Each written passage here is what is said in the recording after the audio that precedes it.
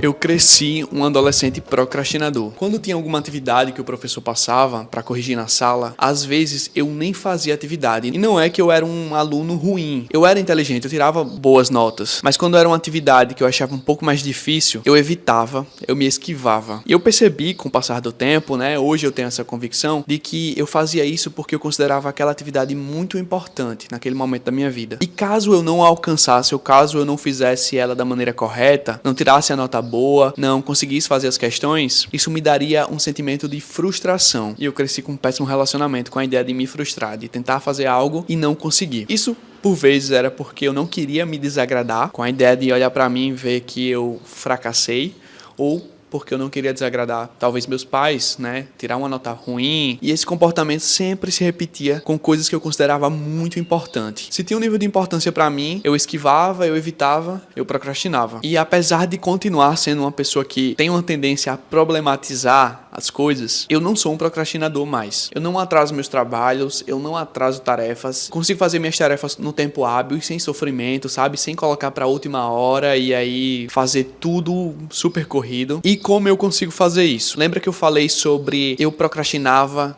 as coisas que eu considerava muito importantes? Primeiro, eu atenuo a importância daquela tarefa. Quando nós temos um objetivo de vida, algo que a gente almeja alcançar, é óbvio que isso vai ter um grau de importância muito grande. E a gente tem que manter isso para valorizar as coisas e valorizar as conquistas. Mas eu vejo que pessoas que procrastinam, como era o meu caso, elas colocam um peso que é além do que aquele objetivo realmente tem. Não deixa de ser importante, mas tem um peso de que é meio que se eu não conseguir, o mundo vai acabar. Se eu não fizer aquela tarefa bem feita, se eu não conquistar aquilo, se eu não fizer com perfeição, eu vou me frustrar e eu não quero esse sentimento. Quando eu passei a enxergar os meus objetivos, sim, a minha tendência natural é colocar esses objetivos com um grau de importância muito elevado. Mas agora eu passei a olhar esses objetivos com um grau de importância um pouquinho menor, talvez mais equilibrado, de que ainda que eu não consiga fazer com perfeição, ainda que eu não consiga cumprir perfeitamente segundo os critérios que eu tenho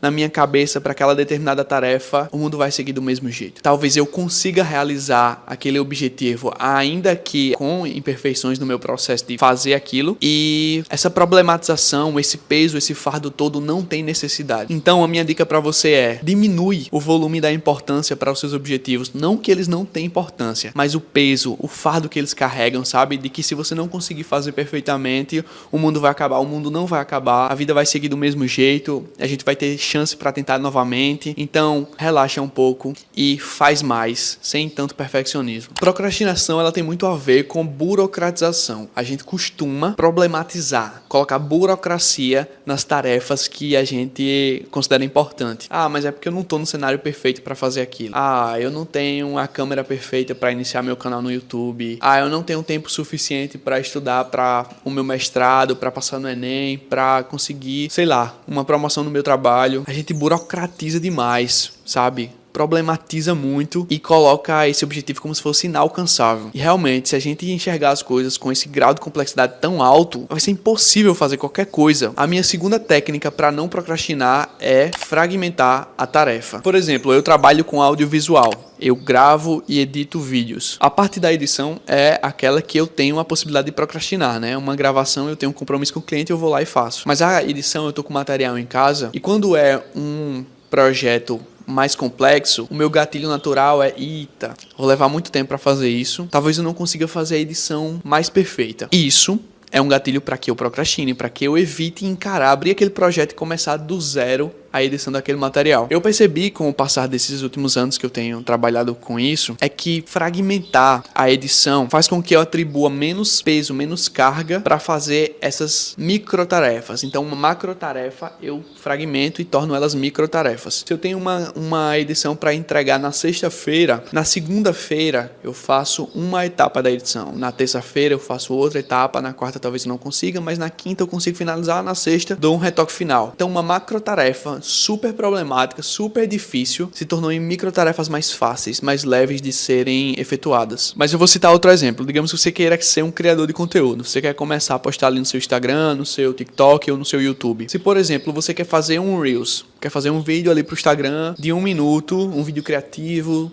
interessante, com a narrativa legal. Fazer um vídeo bem elaborado tem sim, exige sim um certo trabalho. Mas se a gente parar pra pensar, existem algumas etapas. Existe um passo a passo que torna mais fácil, mais palpável alcançar nesse objetivo final, que é ter um vídeo criativo. Então vamos lá, a gente pode começar com colher referências. A gente faz uma pesquisa no próprio Instagram e aí a gente observa mais ou menos o estilo do vídeo que a gente quer fazer. Então a gente tem mais ou menos a ideia visual do que a gente quer fazer. Beleza, já é uma etapa. Depois a gente pode escrever um roteiro, fazer alguns tópicos, deixar isso já mais palpável. Então você já construiu ali um roteiro. Já está mais perto do resultado final. Segunda etapa, você vai gravar, vai escolher um cenário para fazer isso, vai se vestir para fazer isso. Você vai pensar na produção visual do seu vídeo. Depois de gravado, você tem que editar esse material. E dentro da edição existem várias etapas. Você vai fazer os cortes, você vai legendar, você vai fazer uma correção de cor, você vai inserir elementos, vai inserir uma trilha sonora. Se a gente pensar em fazer todas essas etapas em um único dia, de uma única vez, realmente parece ser uma tarefa muito difícil. Mas se a gente fragmenta ao longo do dia, eu faço um trechinho pela manhã dessa tarefa, faço um trechinho à tarde, à noite, identifico o momento que eu sou mais produtivo para fazer o roteiro, para de fato fazer a gravação, que às vezes é algo muito mais complexo. Se a gente fragmentar as nossas tarefas, os nossos objetivos, aquela macro tarefa se torna mais simples, mais palpável e mais alcançável. Isso me ajuda bastante em tudo aquilo que eu vou fazer. Se eu vou fazer um vídeo pro YouTube, eu fragmento essas tarefas, eu identifico na minha rotina o momento que eu tô mais produtivo, mais propenso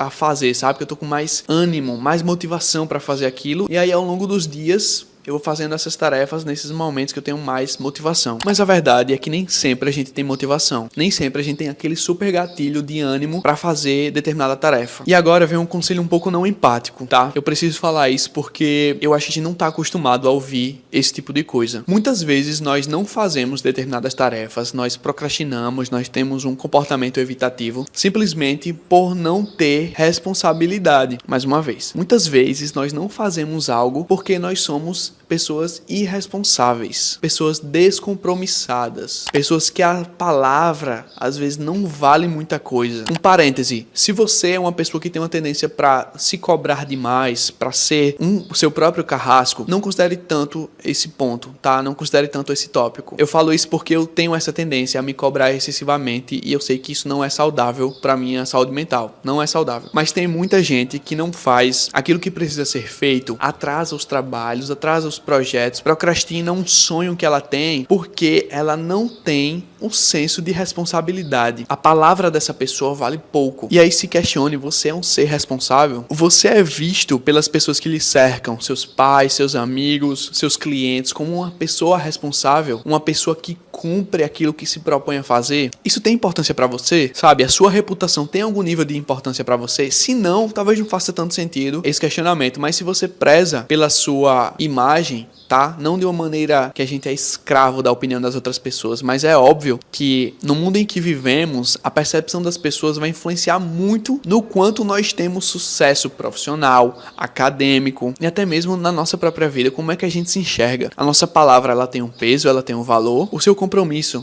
o sonho da tua vida, sabe? Aquele projeto da tua vida, aquele negócio que tu sabe que, caramba, eu seria muito feliz se eu conseguisse conquistar algo. O quanto a tua palavra para ti mesmo tem um peso. O compromisso de eu quero fazer isso e eu vou fazer isso. Eu quero alcançar esse objetivo e eu vou me comprometer e eu vou realizar essa tarefa. Ainda que eu não alcance, ainda que eu não conquiste. Porque ainda que a gente se esforce, não é certeza que a gente vai alcançar. A vida tem dessas. Tem muita gente que se esforçou muito e não alcançou. Mas o peso mesmo é quando você nem tenta. O fardo pesado mesmo é quando você tem a possibilidade, tem a oportunidade, tem o tempo para fazer, tem os anos da vida para fazer, chega daqui a 10 anos, você olha para trás e vê que, cara, eu não consegui, mas eu não consegui não foi nem porque não deu certo, foi porque eu não tentei. Esse questionamento é o que tem me motivado muito a arriscar mais, a tentar mais, a me dispor mais, a enfrentar mais novos desafios, porque eu tenho saúde, eu tenho o que comer, eu tenho uma família que me ama, ainda que eu não venha de uma família rica, mas eu tô num cenário que é muito mais privilegiado do que muitas outras pessoas nesse mundo. Talvez se eu nascesse na África, num continente ou numa cidade que as pessoas não têm água potável. elas não têm o que beber, elas não têm como tomar banho, não têm como fazer higiene pessoal. Aí realmente, não era nem desculpa pra dar, é simplesmente a vida que é difícil. Mas no meu cenário hoje, sabe, eu não tenho uma família que é rica, eu não sou herdeiro, mas eu tenho uma possibilidade de fazer muita coisa, eu tenho uma possibilidade de mudar alguma coisa.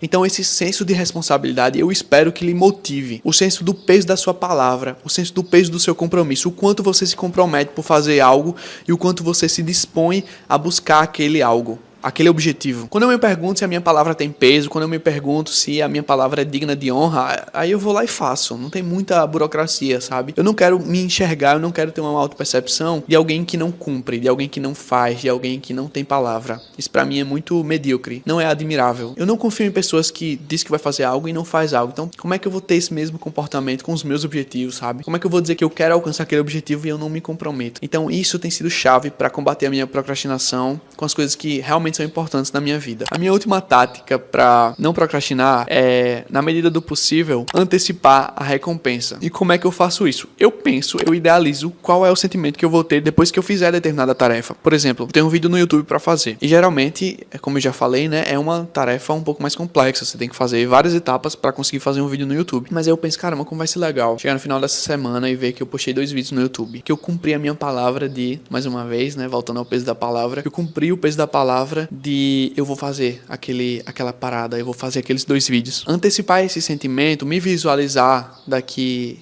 a um tempo e ver que, caramba, eu cumpri aquela demanda e pensando mais alto, pensando no cenário onde eu alcanço aquele meu objetivo maior, que talvez seja ter 10 mil inscritos, 100 mil inscritos, ou o seu objetivo final, que é ser promovido no trabalho, conseguir aquele seu trabalho dos sonhos, ou fazer aquela viagem, enfim. E aí você conseguir, sabe? Você visualiza chegando lá, você visualiza naquele ambiente que você sonhou. Isso é o grande motivador para minha ação, né? Eu acho que é daí que vem a ideia de motivação, né? É o motivo para você fazer algo. Motivação não é necessariamente aquele ânimo espontâneo. Geralmente a vida não nos dá esse ânimo espontâneo para fazer muita coisa. Mas quando a gente tem um motivo muito claro, quando a gente tem um porquê muito claro, esse motivo nos deixa muito mais próximo da ação. Se você não quer mais procrastinar, pense no porquê, pense no motivo pelo qual você quer fazer algo. Talvez a tarefa seja realmente complicada, talvez a tarefa realmente demande tempo, né? Pensando aí, por exemplo, no exemplo da minha esposa, que ela quer ser professora universitária. Ela tem que passar por uma etapa de mestrado, tem que passar por uma etapa de doutorado, e que não é